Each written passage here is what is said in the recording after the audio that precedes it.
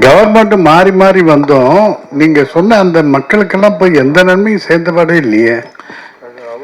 இல்லைண்ணே, அந்த சதாசிவ கமிஷன்ல ஒரு தீர்வு வந்ததுண்ணே. இடையில ராஜ்குமார் கடத்தலப்போ அவர் வச்சிருந்த அந்த 10 கண்டிஷன்ல ஒரு கண்டிஷன் வந்து பாதிக்கப்பட்ட மக்களுக்கு இது கொடுக்கணும், சன்மானம் கொடுக்கணுங்கிறத அவர் ஒரு தீர்வு வச்சார். ரெண்டு மாநிலமும் ஆளுக்கு 5-5 கோடி ரூபா ஒதுக்குனாங்க. அது ஒரு டீம் போட்டு அதை கொடுக்கறதுக்கு ஏற்பாடு பண்ணாங்க. ஆனால் முழுமையாக சேரலை. அதுக்குள்ளே தான் ஆட்சி மாற்றம் வந்துருச்சு. அது ஆனால் கொஞ்சம் கொஞ்சம் ஒரு 85 பேர் கொடுத்ததா சொன்னாங்க. அதிகப்பட்டது எவ்வளவு பேர்? அதுக்கடுத்து சதாசிவ கமிஷனில் முழுமையாக இருந்தது அந்த ரிப்போர்ட்டு. ஆட்சி மாற்றம் வந்துச்சு. அது இன்னைக்கு வரைக்கும் அது இன்னமும் கீழே தான், காலுக்கு அடியில் தான் இருக்குது. அது அது அதாவது எனக்கு இப்போ இந்த டாக்கு சீரீஸில் ஒரு பெரிய நம்பிக்கை, இந்த சதாசிவ கமிஷன் ரிப்போர்ட் இனிமேல் வெளியே கொண்டு வந்து அதன் மூலமாக மக்களுக்கு ஒரு மோச்சனம் கிடைக்குங்கிற ஒரு நம்பிக்கை.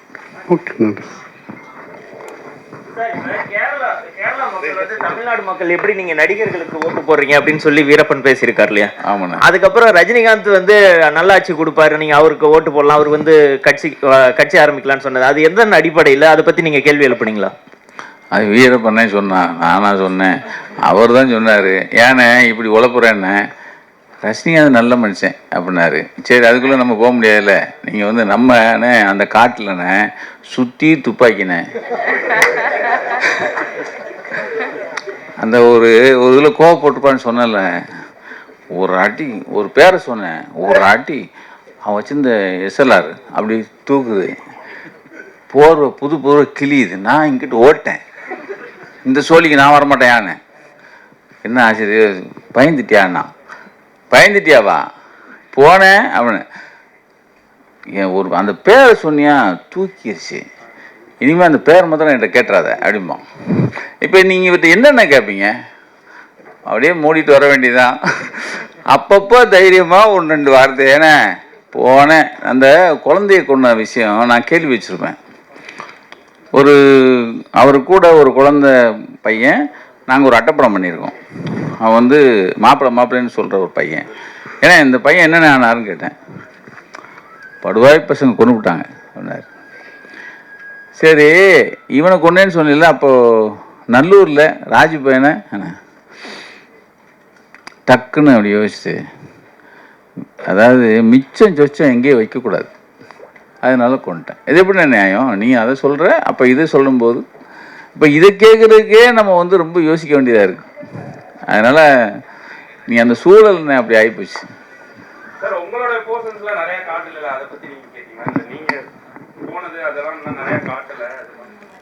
இல்லைண்ணே, இதா அடுத்து அதான் சீசன் 2ன்னு போட்டாங்களேண்ணே. நடிக்கவா? ஏன்னா இது உண்மை கதைண்ணே.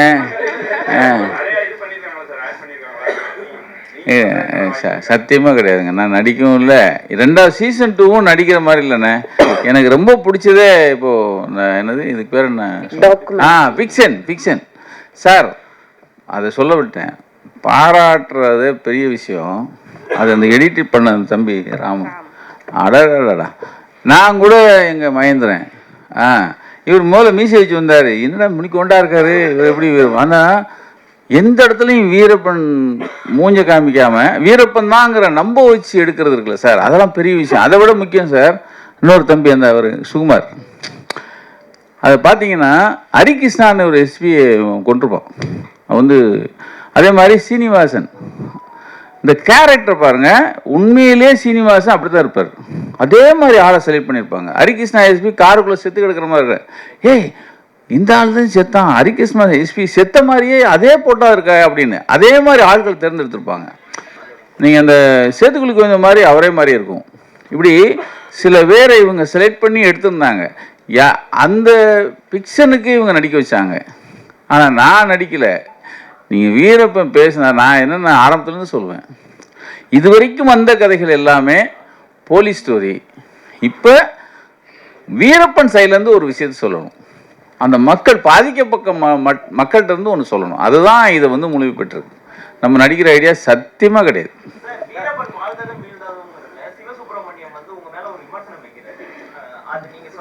இல்லை அவர் நம்மகிட்ட இல்லை சார், இப்போது அவர் நம்மகிட்ட இருந்து இல்லை. இப்போது அதுக்கெல்லாம் கேஸ் போட்டிருக்கேன், இதெல்லாம் போயிட்டுருக்கு.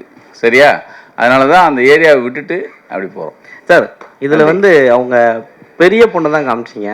ஆமாம், அவங்க சின்ன பொண்ணு திரைப்படத்தில் இதே பெரியவங்க சார். அவங்க மூத்தவங்க, அவங்க மனைவியும் இருக்காங்கல்ல. துணைவியார் வந்து இன்னொரு இதுக்கு அவங்க இன்னொரு என்னது ஒரு இதில் வந்து அவங்க கையெழுத்து போட்டு அவங்க அது ஒத்துக்கிட்டு அதில் நடிச்சிருப்பாங்க, பேசியிருப்பாங்க. நடிக்கலை, பேசியிருப்பாங்க.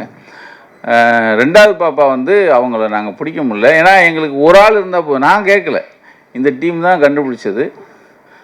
அதனால் இவங்க ஒரு முடிவு எடுத்தாங்க, மூத்தவங்க போதும்னு சொன்னாங்க. நான் ரெண்டாவது பாப்பாவும் கொண்டு வந்துருங்கன்னு சொன்னேன். அப்போ என்னதான் அடுத்த சீசன் 2லாம் இருக்குல்ல, அதில் பண்ணிக்குவோம். இல்லை, அந்த காலகட்டத்தில் நீங்கள் மட்டும்தான் அந்த காட்டுக்குள்ளே போய் அவர் வந்து தைரியமாக எங்கள் டீம். ஸோ அதுவே அவர் வந்து ஒரு போலீஸால் சாவடிக்கக்கூடிய தருணமாக அமைஞ்சதா? புரியல. இப்போ நீங்க போனதுனால தான் அவர் வெளி உலகத்துக்கு தெரிய ஆரம்பிக்கிறார். அவருடைய படங்கள் அதுக்கு முன்னாடி அவர் வந்து யாருக்குமே தெரியாது. இவர் தான் வீரப்பன் சொல்ல முடியாதுல்ல. ஸோ நீங்க போனதுனால தான் அவருக்கான ஒரு முடிவு வந்தது அப்படின்னு எடுத்துப்பீங்களா? அப்படி கூட இருக்கிறீங்களா? அவரை முதல்ல வெளியே கொண்டு வந்தது நம்ம தானே, நம்ம தான் வெளியே கொண்டு வந்தோம் சார். அது வந்து உலகமே, ஏன்னா அவர் வாழ்கிற தேவாரமே ஒரு ஆங்கில பத்திரிக்கை பேட்டி கொடுத்துருப்பார். நக்கீரன் படம் கொண்டு வந்து படத்தை போடலைன்னா வீரப்பன் எப்படி இருப்பாருங்கிறது எங்களுக்கு தெரியாது அப்படின்னு. அது ஒரு கோல்டன் வேர்டில் 93ல் நம்ம சொன்ன அவர் சொன்ன அந்த பேட்டியை பார்த்த பிறகு தான் ஒருத்தன் இப்படி இருப்பாங்கிறத நம்ம வெளியே கொண்டு வந்தோம் அப்படிங்கிற. அது வேறு. அந்த என் தம்பி சொல்கிறாரு, வீரப்பன் தான் என்னை பேட்டி காணணும், நான் வெளியே வரணும், நான் வெளியே என்னை பற்றி பேட்டி போடணும்னு சொல்லிவிட்டு வீரப்பன் ஊருக்கு பக்கத்து வீட்டுக்காரர், இவர் பக்கத்து ஊருக்காரர். 1996 கடந்த சட்டமன்ற தேர்தல் வரைக்கும் ரஜினிகாந்த் அவர்கள் வந்து அரசியல் வரதா இருந்தது. உடல் நலத்தை காரணம் காட்டி வராமல் போனார். ஆனால் இந்த படத்துல கடைசியில் வந்து ரஜினிகாந்த் வந்து அடுத்த எம்ஜிஆர் அப்படின்னு சொல்லியிருப்பாங்க. வீரப்பன் அவர்களே சொல்லியிருக்காரு. இதை நீங்க ரஜினி சார் அவர்கிட்ட ஷேர் பண்ணியிருக்கீங்க? சொல்லவே இல்லை. இந்த டிவி இதில் தான் அவர் பார்த்துக்கணும், நான் சொல்லவே இல்லை. ஆமாம், நான் வந்து இது வரைக்கும் சொல்லவே இல்லை. அவர் வந்து இப்படி பேசுங்க, இப்படி பேசியிருக்காரு அப்படிலாம் நான் சொல்லவே இல்லை. ராஜ்குமார் மீட்பப்போ ரஜினி வந்து இவருக்கு ஒரு கேசட் பேசி கொடுத்தாரு. அது மாதிரி 97ல் ஒரு பிரச்சனை, அப்போ வந்து சரண்டர் ஆகணும். அப்போ வந்து அதுக்கு தடையாக ஒரு அறிக்கை வந்துடுச்சு. அப்போ வந்து நான் கலைஞர்கிட்ட சொல்லி, எனக்கு ரஜினி சாரை எனக்கு கொஞ்சம் வேணும் பேச சொல்லுங்கள் நீங்கள். அப்போ பேசினாங்க. பேசும்போது, ஆனால் நான் காட்டுக்கு போகிறேன், வீரப்பனை வச்சு நீங்கள் படம் எடுக்கிறீங்கன்னு நான் சொல்லுவேன். தராமல் சொல்லுங்கள் கோபால்னார்.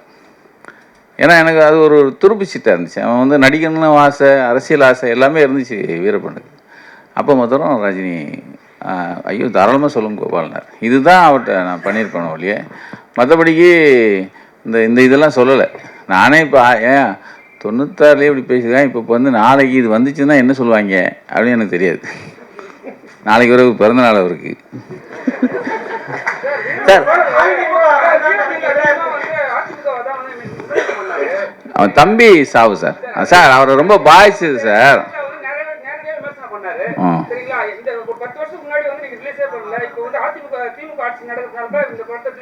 அப்படி இல்லை தம்பி, இது வந்து கிட்டத்தட்ட 27 வருஷமாக நான் வந்து பாதுகாத்து வச்சுருந்தது.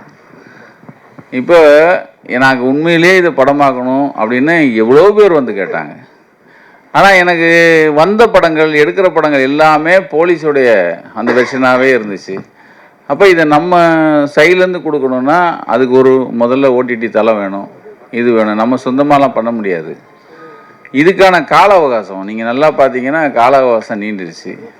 இப்பயும் சொல்கிறேன், எனக்கு இவ்வளோ தூரம் இவங்க கொடுப்பாங்கன்னு நான் எதிர்பார்க்கவே இல்லை. இது திட்டமிட்டோ இல்லை இந்த ஆட்சி வந்ததுனால போட்டோமோ அப்படிலாம் கிடையாது. நீங்கள் 96லேயே இது கொஞ்சம் நாங்கள் வெளியிட்டதுனால ஆட்சி மாற்றமே வந்ததுன்னு அந்த அம்மாவே சொல்லியிருக்கோம். அப்போது அந்த அம்மா ஆட்சியே நம்ம வெளியிட்டது தானே. அதுக்காக நம்ம வந்து இந்த ஆட்சி அந்த ஆட்சியெல்லாம் நம்ம பார்க்கல. சார், இப்போ தமிழ்நாடு வந்து எம்பி எலெக்ஷன் தயாராகிட்டு இருக்கு. ஸோ இந்த சூழ்நிலையில சில அமைச்சர்கள் பேரு அதெல்லாம் வந்து கட் பண்ணிருக்கீங்க.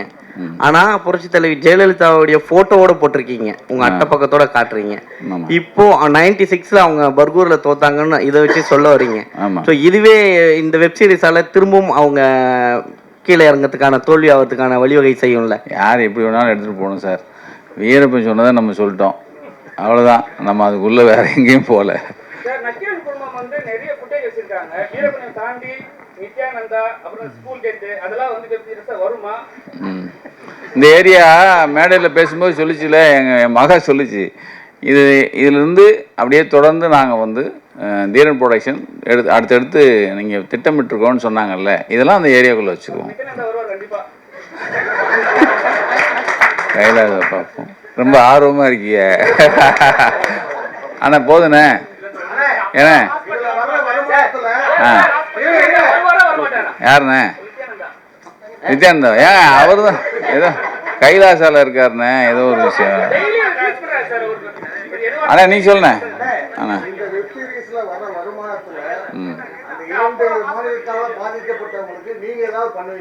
கட்டாயம்ண்ணே, அது ஒரு திட்டம் இருக்குது, நான் பேசிட்டு இருக்கேன். அதை அப்படியே GI5 பார்த்தோம் நீங்கள் சொல்லிடுங்க. அப்படியே எங்கள் வயசு கௌசிக் சார்கிட்ட சொல்லிடுங்க. திட்டமிட்டு இருக்குண்ணே.